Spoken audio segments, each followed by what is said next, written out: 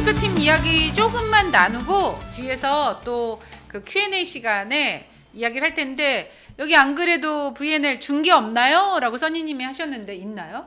뭐 저도 확인은 안 해봤는데 매년 해왔으니까 네. 사실 뭐 하지 않을까 OTT를 싶은데. 통해서 이번에도 중계가 되지 않을까 싶어요. 네. 제가 뭐 직접 전해 들은 건 아니지만 이제 배구계에 떠돌고 있는 얘기로는 이제 뭐 OTT 쪽에서도 배구 종목에 대한 관심이 날로 커지고 있어서 KYK 인비테이셔널 때도 OTT에서 했잖아요. 티빙에서 했었죠. 네. 그러니까 그런 것처럼 이제 배구 중계 시장에도 조금 뭐 다양성이 생길 수도 있을 것 같다라는 얘기들이 들리고 있어서 배구 팬들의 선택의 폭이 또 넓어질 것 같습니다. 네. 댓글로 그 FFDVBLY님이 쿠팡 무료 확정이라네요라고 남겨주셨네요. 네. 역시 이번에도 OTT로.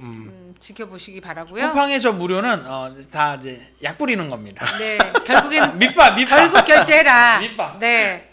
그리고 여자 대표팀 이야기부터 하면 그 VNL이 바로 발리볼 네이션스 리그 네. 약자를 저희가 이렇게 말을 하는 건데 이거 출전하려고 지금 출국했죠 우리 대표팀. 오늘 나갔습니다. 아. 그래서 오늘 관계자분들이 거의 인천공항에 많이 가셨어요. 뭐 이제 구단 유튜브도 찍고 선수들 격려해 주려고 나가신 감독님들도 있고 구단 직원들도 있고 아마 오늘 인천공항에 가셨으면은 진짜 많이 보실 수 있었을 거예요. 근데 우리가 슬프게도 강등을 좀 면해야 되는 그런 상황이에요. 지금 화면에 일정이 지금 나오고 네. 있는데 강등을 면해야 된다면 그러니까 최하위 18위를 하면 안 된다는 얘기잖아요, 지금. 그렇죠. 이번 대회부터는 저희가 이제 그동안 이 VNL 같은 경우는 코어 팀이 있고 네. 그다음에 이제 챌린저 팀이 있었는데 우리가 코어 팀의 지위를 이렇게 잃게 됐습니다. 그래서 지난 2022년과 2023년에는 우리가 12전 전패로 꼴찌를 했지만 강등이 되지 않았거든요. 우리 때문에 벨기에가 뭐 강등을 당하고 뭐 그랬었는데 이제는 우리가 코어 팀에서 제외가 됐기 때문에 18위를 할 경우에는 챌린지컵부터 다시 올라가야 됩니다. 그래서 이제 이번에 라미레스 감독도 이번 대회 목표는 2승 정도를 거둬서 네. 최하위를 피하는 것이다. 이렇게 얘기를 했죠. 그럼 이제 현실적인 목표를 2승으로 잡았으면 우리가 어떤 팀을 이겨야 되는 거죠? 저희 경기 일정 좀 다시 한번 올려주시면 어떤 팀을 잡아야 가능합니까? 근데 현실적으로 객관적으로는 잡을 어느 팀이 팀을 있나요? 잡겠냐라고 쉬운 팀이 하면 하나도 없어요. 없어요. 왜냐면 네. 지금 FIVB 랭킹 35위입니다. 한국이. 우리가 제일 낮아요. 근데 지금 우리가 브라질에서 만날 4팀, 독일이 12위고요. 그다음에 이탈리아가 1위입니다. 그리고 체코가 15위고 미국이 3위. 어느 한 팀 만만한 팀이 만만하다고 얘기하는 것조차 힘든 팀들과 일단 브라질에서 만나고 그다음에 이제 튀르키예로 이동해서는 8위 캐나다, 14위 벨기에, 4위 튀르키예, 11위 도미니카 공화국을 만납니다. 저는 여기까지도 어느 한 팀 이길 수 있는 팀이 쉽지 않을 것 같다. 그러니까 이게 뭐 우리 선수들이 물리적으로 이동하는 거리나 뭐 체력적인 부담이나 그다음에 이제 상대해야 될 팀들이나 이런 것까지 봤을 때 1주차, 2주차까지는 쉽지 않을 것 같다. 우리가 드라이브를 걸어야 될 주차는 마지막 일본에서 열리는 마지막 3주차. 주차인데 6위 폴란드, 7위 일본, 20위 불가리아, 19위 프랑스를 만납니다. 지금 모라레스 감독이 이길 팀들은 프랑스, 불가리아, 벨기에, 체코 정도를 꼽았는데 프랑스, 불가리아 이 네 팀이 마지막 주차, 마지막 경기 그다음에 그 전 경기예요. 네. 그러니까 우리로서는 정말 쫄깃하게 하다가 마지막에 일본에서 잔류를 위한 힘겨운 싸움 하지 않을까. 근데 아시잖아요. 이게 상대 팀도 한국을 잡아야 되겠지. 1승 상대로 거의 키움 같은 거죠, 키움. 노리고 있을 거예요. 네. 상대 팀도 거의 이제 뭐 월드컵 보면 그러잖아요. 네. 두 팀이 강팀이고 두 팀이 약팀이면 우리의 1승 재물은 너다. 이렇게 되는데 아마 상대 팀들도 거의 그렇게 볼 거예요. 그래서 보통 이제 VNL 같은 경우는 일정이 빡빡하기 때문에 네. 어떤 경기에서는 힘을 빼고 뭐 어떤 경기에서는 주전을 다 넣고 이런 경우가 있는데 아마 저 팀들이 우리와의 경기에서 주전을 다 넣을 확률이 높다 이렇게 보시면 될 것 같고요. 어렵네요. 그런데 최근 우리가 이벤트 경기들이 좀 있었잖아요. 그래서 대표팀 전력 그게 뭐 대표팀의 최고의 전력이라고 할 수는 없지만 그래도 엿볼 수 있는 기회가 있었잖아요. KYK 인비테이셔널에서도 봤었고 또 태국과 올스타전도 한번 있었고 근데 볼 때마다 어떻게 된 거지? 어쩌다 우리 여자 배구가 이렇게 됐지? 막 이런 생각이 드는 건 어쩔 수가 없는 것 같아요. 근데 어쨌든 그때보다는 우리 대표팀이 좀 소집해서 손발을 맞출 수 있는 기간이 있었고 선수들도 좀 뭔가 회복할 수 있는 시간적 여유도 있었고 그렇죠. 저는 여기다가 모라레스 감독의 능력을 볼 수 있는 기회가 되어야 한다. 네. 그러니까 뭐 어쨌든 지난 앞서 전임 감독이어야 한다는 룰을 배구협회가 깨면서 네. 이 모라레스 감독의 겸임을 또 허락을 허용했었던 했죠. 논란이 게 좀 있었기 있었죠. 때문에 뭐 그거를 좀 떨치기 위해서라도 모랄레스 감독이 좀 본인의 능력을 보여줘야 한다. 저는 그래서 내심 이번 기회 이번 12경기에서는 감독이 가장 절치부심하고 있지 않을까. 네. 그러니까 본인도 알고 있을 거예요. 본인의 지금 상황이 어떠한지를. 그렇죠. 그래서 4승 그러니까 이겨야 될 팀이 4팀을 다 꼽은 건 본인이 어느 정도 구상하고 있는 게 있지 않나. 그림은 있을 거예요. 저는 그런 약간 자신감의 다른 표현? 약간 이렇게 받아들였거든요. 아까 댓글창에도 정지훈 선수 소식을 좀 궁금해 그쵸. 하시는데요. 일단 동행은 했다고 알려져 있는데 뛸 수는 있는 건지 뛴다면 언제 정도 뛸 수 있는 건지 이런 거 궁금해 또 하시거든요. 오늘 이제 현대건설 관계자가 좀 사실 그 부분이 제일 궁금해서 물어봤는데 사실 구단 입장에서는 좀 휴식을 취하게 해주고 싶어 했어요. 왜냐하면 어쨌든 비행기를 타고 이동하는 것도 사실 좀 부상 중인 선수에게는 몸에 무리가 가는 상황인데 이 모랄레스 감독이 굉장히 강하게 정지훈 선수가 가야 함께 된다. 가야 된다고 이야기를 했다고 해요. 왜냐하면 정지훈 선수가 사실상 지금 우리 대표팀의 에이스입니다. 그러니까 지난 2024 VNL에서도 가장 많은 득점을 올렸었고요. 또 나이로 보나 좀 역할로 봤을 때 이제 박정화 선수나 표승주 선수가 이번에 대표팀에서 빠졌잖아요. 네. 그러다 보니까 정지훈 선수가 좀 후배들을 이끌고 좀 공격에서도 좀 팀을 이끌어야 하는 상황에서요. 그리고 성격이 굉장히 밝아요, 정지훈 맞아요. 선수가. 그래서 모랄레스 감독이 정지훈 선수가 좀 구심점 역할을 해주길 바라는 느낌이 있어요. 그리고 제가 알기로는 대표팀에 대한 그런 책임감이라고 애정이 굉장히 강합니다. 굉장히 큰 선수입니다. 네. 그러다 보니까 좀 경기는 뛰지 못하더라도 정지훈 선수가 함께 가서 좀 후배들을 이끌어주길 바라는 마음이 좀 굉장히 강했다고 해요. 그래서 아마도 아까 오현 선배도 얘기했지만 3주차에 우리가 또 중요한 경기들이 많잖아요. 맞아요. 그래서 아마 1, 2주차에는 좀 휴식을 많이 취하고 재활을 하면서 아마 한 달 이상 이제 리그를 치르니까 좀 잠시 또 돌아와서 쉬는 타이밍도 있거든요. 마지막이 일본이에요. 3라운드가.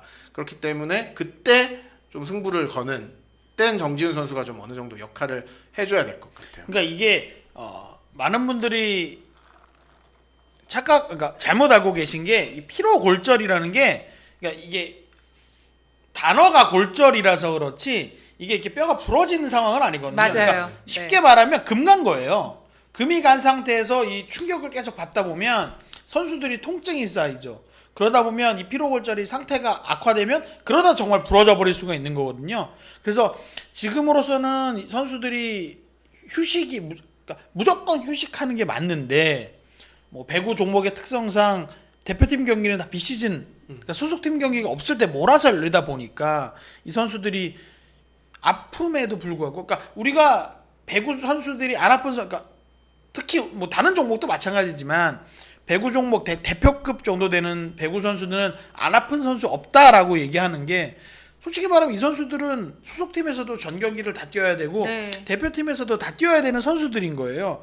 그러다 보니까 정지훈 선수도 구단에서는 안 갔으면 좋죠. 안 가는 게 맞죠. 네. 선수를 위해서도 안 가는 게 맞는데 워낙 우리 대표팀의 상황이 지금 좋지 않다 보니까 모랄레스 감독도 선수도 이 상황에도 불구하고 갈 수밖에 없는 상황이기 때문에 뭐 댓글창에서도 우리 선수들 그만 좀 욕하시고 좀 네. 응원 좀 해주셨으면 좋겠어요. 네. 사실 맞아요. 부정적일 수밖에 없는 것도 이해를 합니다만 또 어쨌든 이 대표팀에 나가는 선수들은 본인들은 또 최선을 다해서 그렇죠. 좀 아, 준비를 그럼요. 하고 있거든요. 피곤하고 힘든 상황인데 또 좀 많이 그래도 응원을 해주셨으면 좋겠고 솔직히 이기고 싶은 건 선수들보다 그렇죠. 더한 사람은 없을 거예요. 선수들이 가장 이기고 싶고 가장 잘하고 싶은 텐데 근데 이제 그걸 계속 몸도 안 좋고 한 시즌을 치는 동안 사실 안 아픈 선수는 없거든요. 한 번씩은 다 아플 수밖에 없는데 그런 걸 좀 잘 이겨내면서 하는 선수들에게 좀 우리가 좀 더 응원을 좀 보내주는 그런 마음이면 어떨까 이런 생각을 좀 하게 되긴 합니다. 갓선균이 안 났나?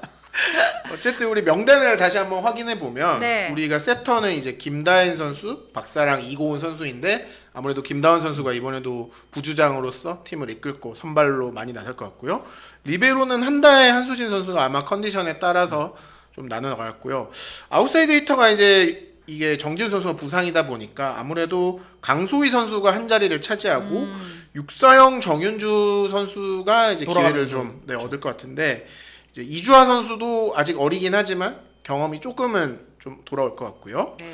미들블로커는 지난 시즌에는 이다현, 정호연 선수가 많이 뛰었거든요. 아마 김세빈, 이주하 선수랑 좀 교대를 하겠지만 이 두 선수가 이번 시즌에도 많이 뛸 것 같고 문지윤 선수가 아포짓 스파이커 주전을 맡고 이선우 선수도 한 번씩 나갈 것 같습니다. 네. 저희가 남자 대표팀 잠깐 얘기를 할게요. 네. 원래는 챌린지컵으로 불렸었는데 이게 이름이 바뀌어서 아시아 배구연맹 네이션스컵 뭐 이렇게 불린다고 하는데 맞나요? 네, 네.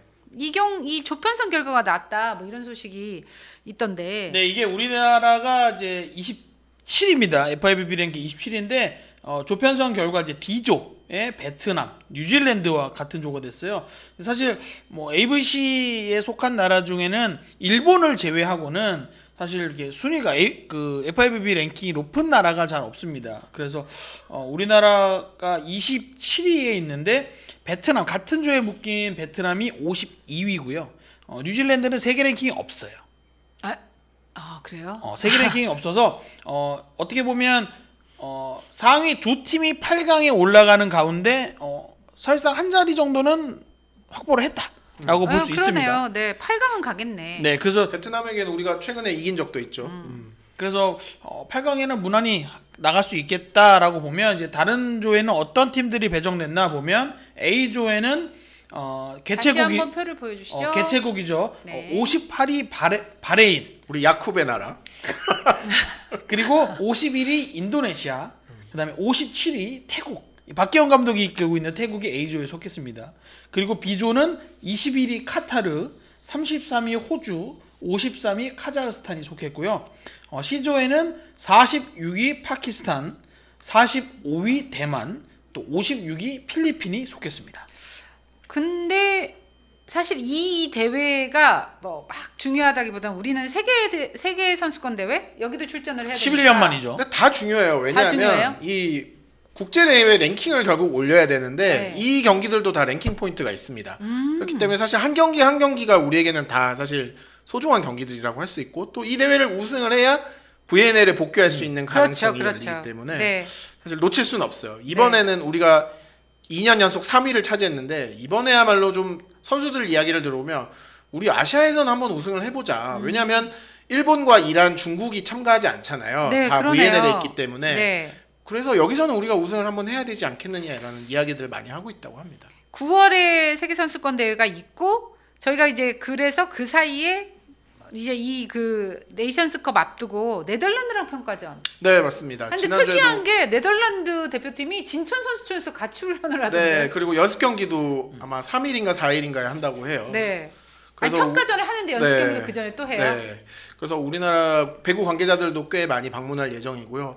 또 6일날 이제 경기 때는 문성민 선수 은퇴식도 네, 맞아요. 열려서 뭐 많은 선수단이 가고 또 아희 선수가 이번에 그렇죠. 네덜란드 대표로 왔잖아요. 네. 그래서 6일 경기 굉장히 좀 재밌을 것 같아요. 네. 하루 300원으로 할 수 있는 게 있을까요? 커피 한 잔, 버스 한 번도 불가능한 시대. 초등학생 우리 아이도 300원에는 움직이지 않습니다. 하지만 하루 300원을 똑똑하게 쓰는 방법. 갓산균, 벨러밴드 듀폰, 다니스코 세계 3대 유산균사 균주를 한 번에 면역력을 위한 아연도 가득. 신이 만든 가성비 유산균 갓산균, 하루 300원에 당신의 소중한 일상을 지켜드립니다. 스포츠 플러스 한정의 무